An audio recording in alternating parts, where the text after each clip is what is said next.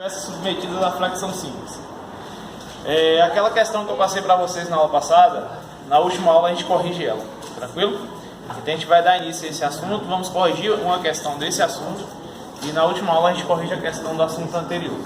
Esse assunto aqui é bem mais simples, de todos eu acho que é o mais fácil, assim, pra gente ver na verificação, né?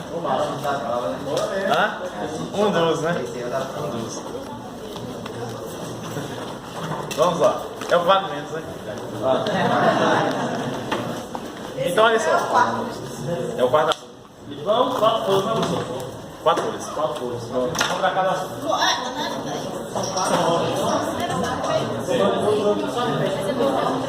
Combinação, tração, flexão e compressão. Flexão e seguida. Pessoal, então é o seguinte. Até o momento a gente verificou os elementos submetidos a esforço de tração e esforço de compressão. Correto? Então o esforço normal ele pode atuar de duas formas. Daqui a pouco eu te dou.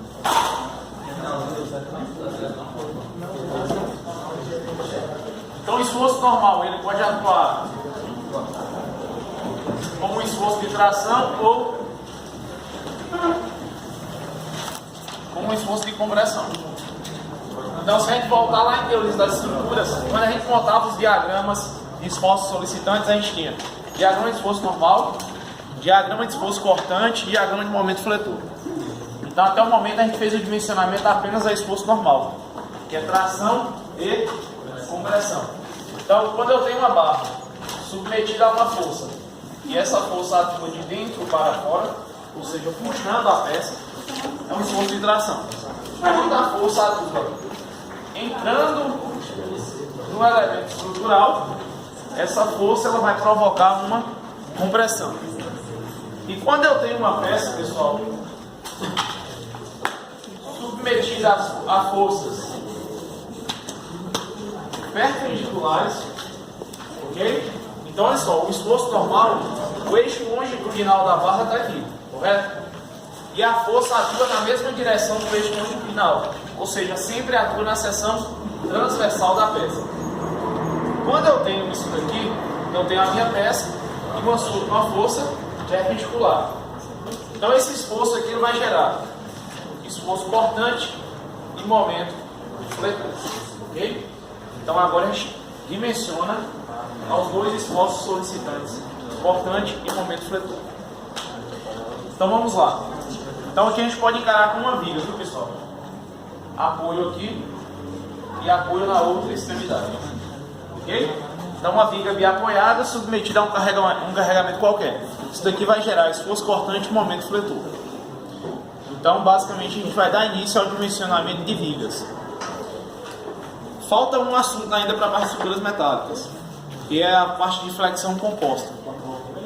Não, segunda unidade. E nesse caso seria a verificação de pilares, basicamente. E dificilmente a gente vai ter um pilar submetido só à compressão. Então a gente vai ter um pilar submetido à compressão, flexão e esforço cortante. Então seria o que? Esforço combinado. Então seria uma flexão composta. Ou flexo ou compressão, ou flexo ou tração. Beleza, então vamos lá para as condições de segurança. Então, quais são as condições de segurança? O momento solicitante de cálculo tem que ser menor que o momento resistente de cálculo. Tranquilo? Ou seja, o momento resistente tem que ser maior que o solicitante. Da mesma forma para o esforço cortante. O esforço cortante resistente de cálculo tem que ser maior que o esforço solicitante de cálculo devido ao esforço cortante. Então, quais são os estados limites últimos aplicáveis? Vamos lá. Lá em peças fracionadas a gente verificava o quê? O escoamento da seção bruta e a ruptura da seção líquida efetiva. Correto? Em peças comprimidas a gente verificava o quê? Instabilidade local, que a gente levava em consideração os elementos apoiado e os elementos apoiado livre. No caso, no perfil I a gente tinha os dois, né? A alma era apoiado e a aba, que era a mesa, apoio livre. E depois a gente verificava a instabilidade global, que é o X, né? A gente verificava o X e o Q. Aqui agora eu tenho que verificar 3 condições devido ao momento fletor. Uma é então a resistência ao momento fletor. A gente considera que ocorre a plastificação total da seção. Ou seja, se a gente pegar o diagrama de tensão e deformação do aço, aqui o eixo da tensão, o eixo da deformação, o diagrama é mais ou menos assim. Aqui eu tenho a região elástica do diagrama de tensão e deformação, e aqui eu tenho a região elástica. Nesse ponto aqui eu tenho a tensão de escoamento. Então olha só, o aço ele trabalha nessa região aqui, na região elástica, até atingir a tensão de escoamento. Quando ele atinge a tensão de escoamento, dá início aqui ao escoamento da seção, ou plastificação. Ou seja, ele entra na região plástica do diagrama. Então a gente considera o quê? Que o elemento trabalha na região aqui da tensão de escoamento. Ocorre a plastificação total da seção. A gente vai ver o que seria essa plastificação total. Então, quais são os fenômenos que eu tenho que verificar? Flambagem lateral com torção, FLT, flambagem local da mesa do perfil, FLM, e flambagem local da alma, que é o FLA. Eu vou encontrar um momento resistente na FLT, um momento resistente na FLM e um momento resistente na FLA. O menor dos três momentos é o momento resistente que eu vou comparar com o solicitante. Então, o meu menor momento tem que ser maior que o solicitante, ok? Então, por exemplo, se minha FLT ela resiste um momento de 200 kN vezes metro, então aqui eu tenho 200, 180 e 150, por exemplo. Ou seja, o resistente é o 150. Porque se ultrapassar o 150, ocorre o quê? Flambagem local da mesa. Ou, perdão, da alma. Tudo bom? E por último, a gente verifica no estado limite último a resistência ao cisalhamento da seção. Ok? Então verifica o momento fretor e esforço cortante. E aqui agora a gente entra naquela parte de estado limite de serviço. Lá no primeiro assunto, o LS, que a gente tem três combinações: quase permanente, frequente e rara. Então a gente tem aquela outra tabela que apresenta os deslocamentos máximos. L sobre 350, L sobre 250. Agora a gente começa a utilizar. Por quê? Quando essa viga é submetida ao carregamento P, ocorre o quê? O deslocamento no eixo da viga. Então nesse caso aqui é a flecha. Então esse deslocamento que ocorre na viga aqui é chamado de flecha. E eu tenho que verificar esse deslocamento da peça. Não pode ter um deslocamento excessivo. Então vamos lá. Pessoal, levando em consideração a plastificação total da seção. Vamos lá? Vamos? Então olha só. Quando eu tenho uma viga submetida a um carregamento qualquer, nesse exemplo aqui eu tenho uma viga biapoiada submetida a um carregamento P. O que ocorre na viga aqui? Exatamente aqui no eixo, no centro de gravidade, eu tenho a linha neutra, né? Ou seja, as tensões nesse ponto é igual a zero. Se o momento fletor atua dessa forma aqui, a força, na verdade, eu vou ter um momento fletor positivo. Ou seja, a região inferior da viga está sendo tracionada e a região superior comprimida. Ok? Momento fletor positivo traciona a parte inferior da viga e comprime a parte superior da viga. Então o que acontece? Conforme eu for aumentando esse carregamento P, vai aumentando as tensões na seção transversal da peça. Até que chegue em um determinado ponto onde a última fibra da peça atinge a tensão de escoamento. Porque a tensão na linha neutra aqui vale quanto? Zero. Então ela inicia em zero e vai até a tensão de escoamento, que seria a máxima. Ok? Porque minha peça atinge a tensão de escoamento. Na região tracionada, da mesma forma, ela inicia em zero e vai até a tensão FY. Só que o aço ele tem uma propriedade de distribuir os esforços. Então o que acontece?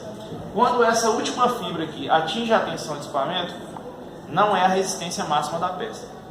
O que acontece? Essa última fibra aqui, ela não suporta mais carregamento.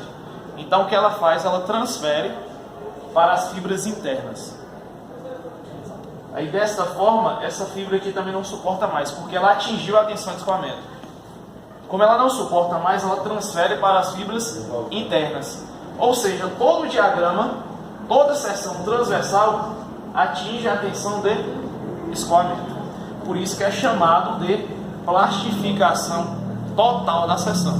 Então, quando eu digo plastificação total da seção, eu estou querendo dizer o seguinte, que toda seção transversal atingiu a tensão de escoamento. Entendeu? Então, isso aí, a gente tem um ganho de mais ou menos 20% da resistência da peça, quando a gente considera isso daqui para o aço. Okay? Então, ele consegue distribuir os esforços com uma certa facilidade. Então, toda seção transversal consegue atingir a tensão de escoamento. Por esse motivo, eu não vou utilizar o módulo resistente elástico. Eu vou utilizar o módulo resistente plástico no dimensionamento da peça. Passada essa tensão aí, ele começa a deformar. Deformação excessiva, né? E pode entrar em colapso também. Né? Então, olha só. Pessoal, o que está nesse texto aqui é basicamente o que eu falei aqui para vocês.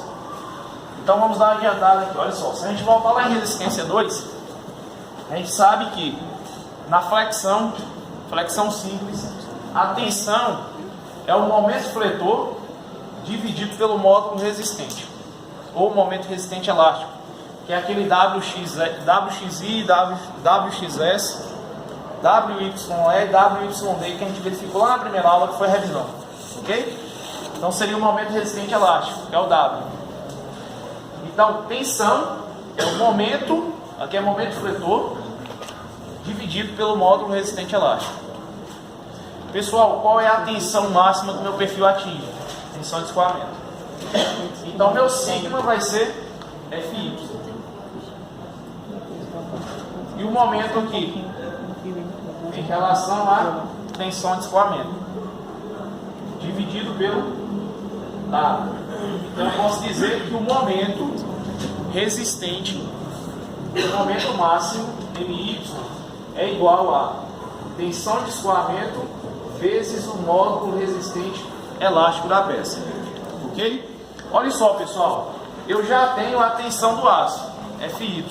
Por exemplo, o A36, 25 kN por centímetro quadrado. E o módulo resistente elástico depende da seção transversal, que são as propriedades geométricas. Se eu tenho esses dois elementos, eu encontro o quê? Momento, ou seja, o momento resistente da seção transversal da peça. Ok? Então, isolando isso aqui, eu tenho que o momento resistente da peça é igual a FY vezes o módulo resistente elástico. Só que esse W aqui, pessoal, é a região elástica do diagrama. Como a gente está considerando plastificação total, o meu elemento já está trabalhando aqui nessa região plástica. Então, ao invés de utilizar W, eu vou utilizar o Z, que é o módulo resistente plástico. É a mesma equação, só que agora é um momento de plastificação total da seção, que é o MP. Então, o momento resistente é a tensão de escoamento multiplicado pelo módulo resistente plástico e não o elástico. Aqui a gente tem um coeficiente de fórmula, que é uma relação do módulo resistente plástico com o módulo resistente elástico. Então, por exemplo, para um perfil I, se a gente está verificando em torno do eixo X, a relação módulo resistente plástico com elástico é em torno de 1,12. Então a gente tem um ganho de 12% na resistência por conta desses módulos resistentes. Se for em torno do eixo Y, o ganho de resistência aqui é de 55%. E assim por diante. A gente tem outras seções retangulares, perfil I, seção circular, seção tubular circular e seção tubular retangular. Viu? Então vamos lá, olha só, pessoal. Se eu tenho um perfil com um comprimento relativamente grande, foi o exemplo que eu dei na aula passada para peças comprimidas. Se eu tenho uma peça com 1 metro de comprimento e tenho uma peça com 10 metros, se a gente aplicar uma compressão na peça de 1 metro e aplicar uma compressão também na peça de 10 metros, qual é a peça que vai perder estabilidade primeiro? A de 10 metros. Né? Então, da mesma forma, ocorre para as vigas. Se eu tenho uma viga vencendo um vão de 20 metros e eu tenho uma viga vencendo um vão de 2 metros, a viga que tem um vão de 20 metros, ela vai perder estabilidade. E como é que eu consigo visualizar essa perda de estabilidade? Olha só, eu tenho uma viga de 20 metros, ela está apoiada nessa extremidade e apoiada nessa extremidade. ok? Então ela não está submetida à compressão, ela está submetida a cargas verticais, então cisalhamento em momento fletor. Se eu aplicar isso aqui, pessoal, a peça vai o quê? Girar, correto? Ela não vai flambar, ela vai girar, porque não tem como ela flambar porque eu não estou aplicando compressão. Mas ocorre o quê? A flambagem lateral com torção, que é uma associação da flambagem com a torção da seção. Então olha só, se a minha peça está submetida a um momento fletor, eu tenho tração abaixo da linha neutra e compressão acima da linha neutra. Se a parte inferior está sendo tracionada, então a parte inferior está sendo o quê? Retificada. Ou seja, a parte inferior não perde estabilidade, ok? Só que a parte superior está sendo o quê? Comprimida. É como se fosse uma viga T, uma seção T, submetida à compressão. Só que a parte inferior trava por conta da tração. Então o que ocorre? A parte superior perde a estabilidade e rotaciona a seção. Então ocorre basicamente esse deslocamento aqui que eu havia mostrado para vocês. Ó. Eu tenho a viga apoiada nesse ponto e apoiada nesse ponto. Então como é que a viga perde estabilidade? Lateralmente. Então basicamente ela vai tombar, né? Ela vai girar. Então isso é chamado de flambagem lateral com torção. É um dos fenômenos que pode ocorrer em elementos submetidos à flexão. Esse é o primeiro fenômeno, que é a FLT. Tem.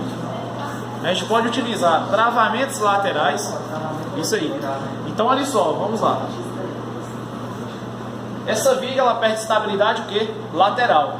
Então para minimizar isso daqui, o que eu faço, pessoal? Eu vou chegar com uma viga intermediária aqui, ó. Entendeu? Uma viga lateral, uma viga secundária, digamos assim, justamente para travar essa viga principal. Ou, na melhor das hipóteses, eu posso fazer isso daqui, eu posso trabalhar com uma viga mista. Então, com a viga mista, eu travo toda a mesa superior. Não sei se está dando para visualizar, mas tem dois conectores aqui. Tem um conector aqui e um conector aqui. Dois pinos, um aqui e outro aqui. Lembra de visualizar? Então isso daqui é uma viga mista. Então o que acontece, pessoal?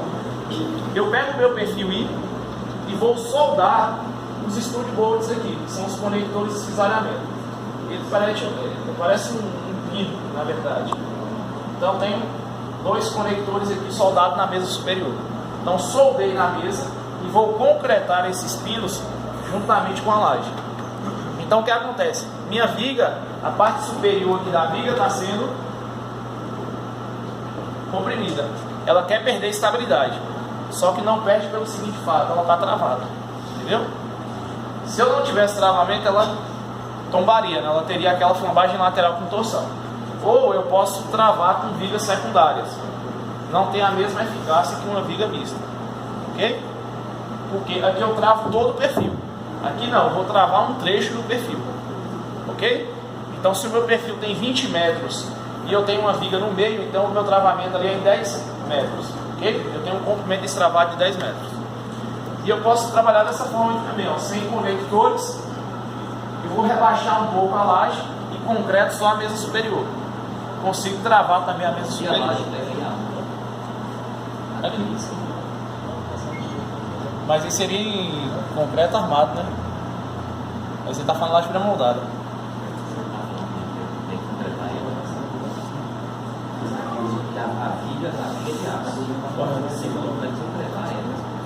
Para concretar mesmo. Nesse caso aqui eu tenho dois pinos que estão soldados na mesa superior da viga. Aí eu vou concretar os pinos juntamente com a laje.